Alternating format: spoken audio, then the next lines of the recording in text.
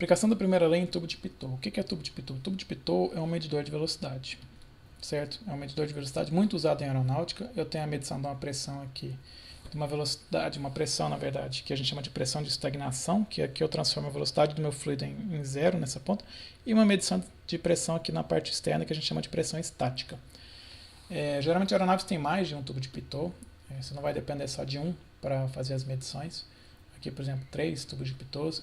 E o mau funcionamento desse dispositivo é bastante sério, pode causar, inclusive, acidentes já aconteceram por mau funcionamento do tubo de Pitot. Agora, como é que ele é usado? Como é que eu faço a medição da velocidade de escoamento com base no tubo de Pitot? Bom, vou aplicar a primeira lei da termodinâmica. Variação da energia é igual calor mais trabalho. Esse meu sistema realiza trabalho de eixo? Ele não realiza trabalho de eixo. E ele não é um trocador de calor. Portanto, a variação de energia é nula. Considerando um regime permanente, em que o fluxo de massa é constante, eu posso falar que a variação da energia específica é zero, porque eu posso colocar a taxa máxima em evidência e cortar. Logo, eu tenho que a energia no ponto 1 vai ser igual à energia no ponto 2. Quais são as parcelas de energia?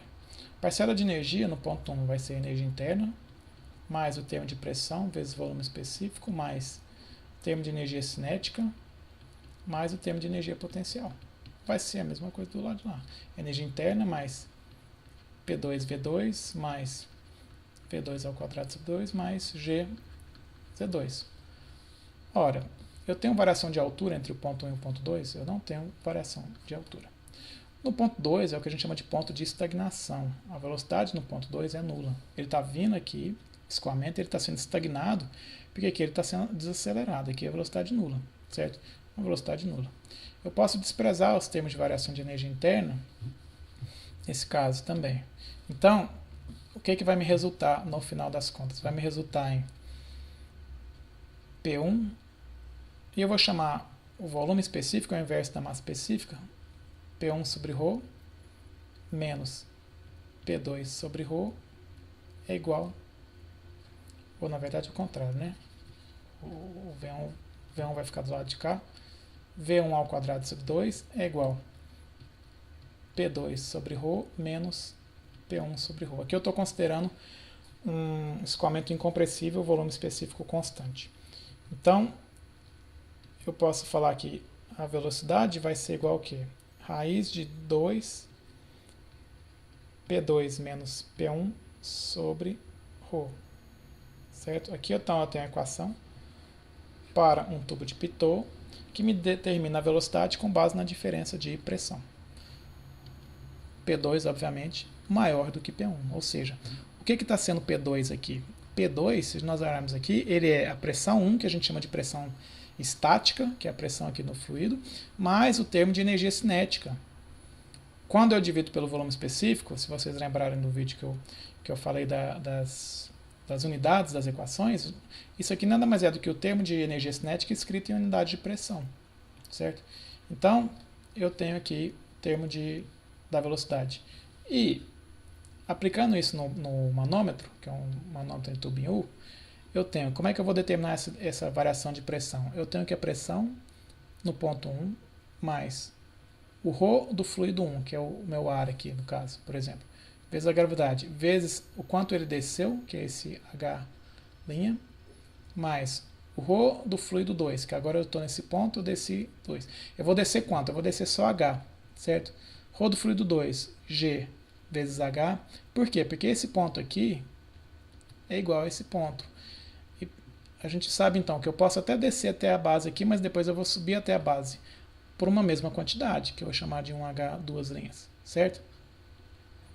Então, esse termo aqui, se eu fizer daqui até o fundo e depois subir, eles vão se cancelar. Então, eu estou nesse ponto. Agora eu tenho o fluido 1, que eu chamei, que é o ar. Eu estou subindo, então eu vou diminuir a pressão. Menos ρ do fluido 1, GH. Agora eu estou nesse ponto aqui. E vou terminar de subir.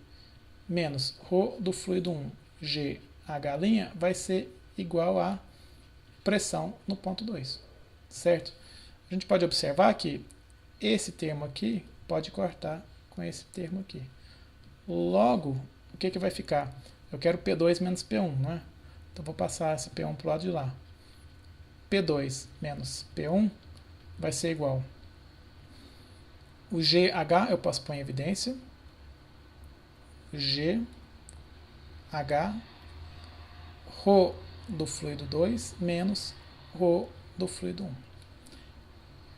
É assim que se calcula então a variação de pressão no manômetro. Então, se eu juntar as duas, eu vou ter que a velocidade no ponto 1 vai ser igual a raiz de 2 GH vezes a pressão, na verdade, já é essa aqui, né? ρ do fluido 2 menos ρ do fluido 1 dividido por ρ. Que ρ que é esse? Esse ρ é o ρ do meu escoamento, do ar, que eu chamei de fluido 1, certo? Fluido 2 eu estou chamando aqui o que está no manômetro.